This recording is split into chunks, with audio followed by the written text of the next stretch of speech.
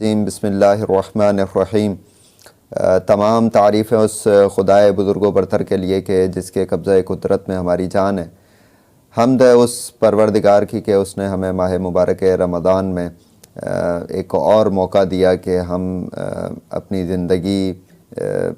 صحیح معنوں میں اللہ رب العزت کے بتائے ہوئے طریقے سے اور جو خدا نے ہمیں ائمہ علیہم السلام اور رسول اللہ صلی اللہ علیہ وآلہ وسلم کے ذریعے سے جو تعلیمات ہم تک پہنچائی، ہم اس کے مطابق اپنی زندگی کو عمل کر سکیں اور اپنی دنیا اور آخرت کو بہتر بنا سکیں۔ ناظرین،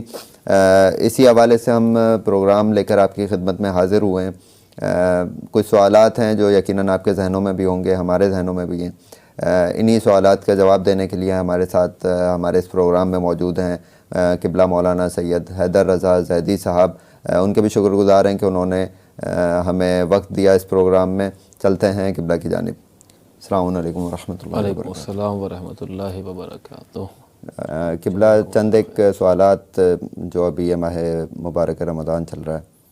تو سب سے پہلا سوال جو ہمارے ذہنوں میں، ناظرین کے ذہنوں میں جو اٹھتا ہے وہ یہ کہ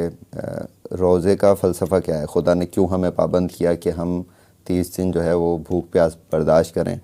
اور کیا یہ 30 دن کے روزے، جس طرح قرآن کریم کی آیت ہے کہ تم سے پہلے امتوں پر بھی فرض تھے، تو کیا فقط امتوں پر فرض تھے یا یہ خاص تھے، یا یہ خاص امت پیغمبر کے ساتھ، یعنی ہم لوگ جو ہیں حضرت محمد مصطفیٰ صلی اللہ علیہ وآلہ وسلم کی امت جو ہیں، اس امت کی بات ہو رہی ہے، یا پہلے بھی امتوں کے لیے بھی فرض تھے، یا فقط انبیاء کے ساتھ یہ روزے خاص تھے؟ جی قبلہ۔ اعوذ باللہ من الشیطان اللعین الرجیم، بسم اللہ الرحمن الرحیم، الحمد لأہلہ والصلاة علی اہلہا واللعنۃ لمستحقیہا، اما بعد، یا ایہا الذین آمنوا کتب علیکم الصیام کما کتب علی الذین من قبلکم لعلکم تتقون۔ الحمدللہ، خدا کا شکر ہے کہ اس نے ایک مرتبہ پھر ہمیں دنیا کی زندگی میں یہ موقع فراہم کیا کہ ہم نے ماہ رمضان کو درک کیا اور اس ماہ رمضان کی روحانیت اور معنویات سے مستفید ہونے کا موقع فراہم کیا۔ یقیناً یہ ہماری خوش نصیبی ہے، لہٰذا جتنا ہو سکے ہر انسان ان فرصت کے لمحات سے فائدہ اٹھائے اور اپنے کو خدا سے قریب کرے۔ یقیناً ماہ رمضان میں روزہ واجب ہے۔ اے ایمان لانے والو، اے صاحبان ایمان، آپ پر روزہ فرض ہے، واجب ہے، جس طریقے سے تم سے پہلے والوں پر فرض تھا۔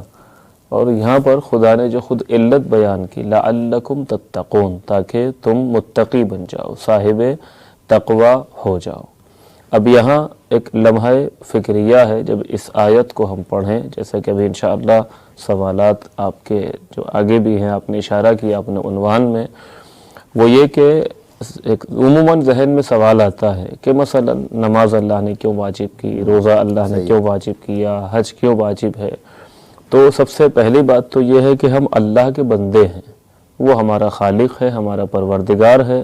اصل علت اور سبب کیا ہے کلی طور پر کسی چیز کے واجب ہونے کا اور کسی چیز کے حرام ہونے کا، وہ خدا جانتا ہے یا معصوم علیہ السلام جانتے ہیں، اہل بیت جانتے ہیں۔ لہٰذا یہ سوال عموماً ہوتا ہے کہ مثلا نماز واجب کیوں، صبح کی اتنی کیوں، مغرب کی اتنا کیوں؟ خلاصہ یہ کہ اصل علت کیا ہے وہ خدا جانتا ہے یا اہل بیت جانتے ہیں، مگر اس کی حکمتوں کی طرف ائمہ نے اشارہ کیا ہے، بیان کیا ہے۔ یعنی بعض علتوں کی طرف ائمہ نے اشارہ کیا ہے کہ یہ عبادت اس لیے واجب قرار دی گئی ہے یا اس چیز کو اس لیے حرام قرار دیا گیا ہے۔ خود قرآن نے بھی بعض چیزوں کی طرف اشارہ کیا ہے، لیکن ہم یہ نہیں کہہ سکتے کہ 100% 100% یہی اس کی علت ہے اور یہی اس کی حکمت ہے۔ بہرحال روزے کے بارے میں آپ نے سوال کیا کہ روزہ واجب کیوں ہے، کیوں اس کو روزے کو واجب کیا قرار دیا گیا ہے امت پیغمبر پر؟ تو جو ایک وجہ امام نے بیان کی، ناظرین یہ لمحہ فکریہ ہے، غور کرنے کی بات ہے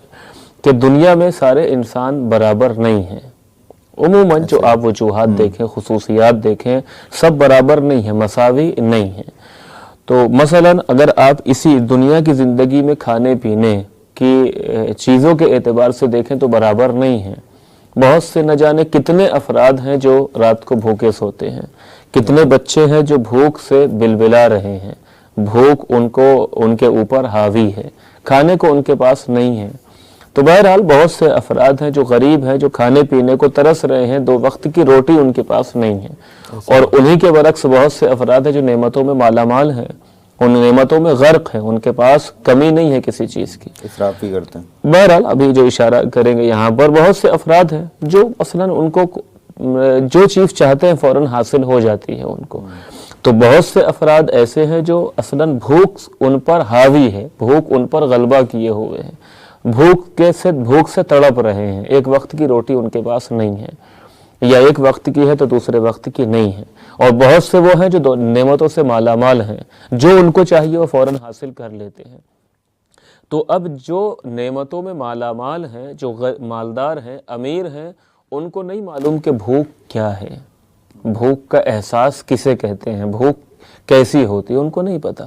اب اس حالت میں اگر ایک غریب، ایک فقیر اس امیر کے در پر جائے اور جانے کے بعد کہے کہ میں 2 دن سے بھوکا ہوں،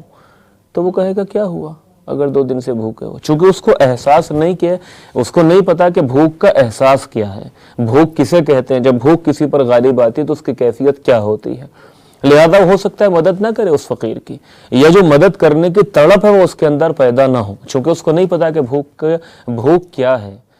لیکن اگر کسی کو بھوک کا احساس ہے کہ جب انسان بھوکا ہوتا ہے تو اس کی کیفیت کیا ہوتی ہے، اب اس موقع پر اس کے سامنے اگر کوئی آ کر دستے سوال پھیلائے اور طلب کرے تو وہ فوراً اس کی مدد کرنے کے لیے اسباب فراہم کرے گا، اپنے پاس نہیں تو کسی اور سے کہے گا، یا خود بہرحال خلاصہ یہ کہ وہ انتظامات کرنے کی کوشش کرے گا کہ اس بھوکے کا پیٹ بھرا جائے، اس کو عطا کیا جائے تاکہ اس کی بھوک مٹ سکے۔ اب یہیں پر امام صادق علیہ السلام ارشاد فرماتے ہیں کہ العلۃ فی الصیام، کہ روزہ رکھنے کی جو علت ہے، لیستبی بہ الفقیر والغنی، تاکہ اس روزے کے ذریعے مالدار اور فقیر کو برابر کر دیا جائے۔ کس چیز میں؟ بھوک کے احساس میں، یعنی جس طریقے سے فقیر انسان کو بھوک کا احساس ہوتا ہے، اب یہ مالدار انسان جب مثلاً بہرحال 13 گھنٹے 14 گھنٹے 15 گھنٹے 16 گھنٹے جب بھوکا رہے گا تو اب اس کو بھی احساس ہوگا کہ بھوک کسے کہتے ہیں۔ اب اس حالت میں اگر کوئی اس کے پاس آ کر مطالبہ کرے گا کہ میں بھوکا ہوں، 2 دن سے میں نے کچھ کھایا نہیں ہے، تو یہ فوراً اس کی مدد کرے گا اور مدد کرنے کے لیے آمادہ ہوگا۔ تو یہاں امام نے کیا کہا کہ بھوک کے احساس میں فقیر اور غنی میں برابری ہو جائے، تاکہ اس کو پتہ چل جائے کہ بھوک کا احساس کیا ہے، بھوک جب انسان پہ غالب آتی ہے تو اس کی کیفیت کیا ہوتی ہے، یہ امام نے بیان کیا۔ اب یہاں امام کے الفاظ ہیں لِأَنَّ الْغَنِيَّ لَمْ يَكُنْ لِيَجِدْ مَسَّ الْجُوعِ، چونکہ مالدار انسان نے اصلاً بھوک کا مزہ نہیں چکھا ہے، اس کو نہیں پتا کہ بھوک کیا ہے، اب اسے اصلاً احساس ہی نہیں ہے، کیونکہ فَيَرْحَمَ الْفَقِيرَ، چونکہ اگر اسے بھوک کا احساس ہو جاتا تو وہ فقیر پر رحم کرتا، اس کو عطا کرتا، اس کے دستے سوال پھیلانے کے بعد اسے عطا کرتا اپنے پاس سے، یا بہرحال خود کوشش کرتا کسی طریقے سے اس کو عطا کیا جائے۔ تو امام نے کیا کیا؟ امام کہتے ہیں لِأَنَّ الْغَنِيَّ كُلَّمَا أَرَادَ شَيْئًا قَدَرَ عَلَيْهِ، چونکہ غنی انسان کو جب بھی کوئی چیز کی حاجت ہوتی ہے، کسی چیز کی کچھ چاہیے اس کو، تو وہ اس پر قدرت ہوتی، قادر ہوتا ہے، اس کو یہ طاقت ہے، چونکہ اس کے پاس دولت ہے، پیسہ ہے، افراد ہیں، وہ جو چیز چاہیے اس کا انتظام کر سکتا ہے، طلب کر سکتا ہے اس کو، لہذا اسے نہیں پتا۔ اس کے بعد امام کہتے ہیں فَأَرَادَ اللَّهُ أَن يُسَوِّيَ بَيْنَ خَلْقِهِ، لہذا اللہ نے چاہا کہ اپنی مخلوق میں اس جہت سے برابری ہو جائے۔ اس کے بعد امام کہتے ہیں کس میں؟ بھوک کے احساس میں، وَأَن يُذِيقَ الْغَنِيَّ مَسَّ الْجُوعِ، تاکہ اور اللہ نے روزے کے ذریعے مالدار کو بھوک کا احساس اسے چکھایا ہے، مزہ چکھایا ہے کہ بھوک کی کیفیت کیا ہے جب انسان پر طاری ہوتی ہے، اس کا فائدہ کیا ہوگا؟ لِيَرُقَّ عَلَى الضَّعِيفِ وَيَرْحَمَ الْجَائِعَ، تاکہ جب اس کو بھوک کا احساس ہو جائے گا 12 گھنٹے 24 گھنٹے 12 گھنٹے 16 گھنٹے یا 15 گھنٹے روزہ رکھنے کے بعد، بھوکا رہنے کے بعد، تب اس کے اندر یہ ملکہ ہو جائے گا، اس کو پتہ چل جائے گا کہ بھوک کیا ہے۔ اب اس کیفیت میں آنے کے بعد اس کے بعد کوئی سوال کرے گا تو وہ فوراً اس کو عطا کرے گا۔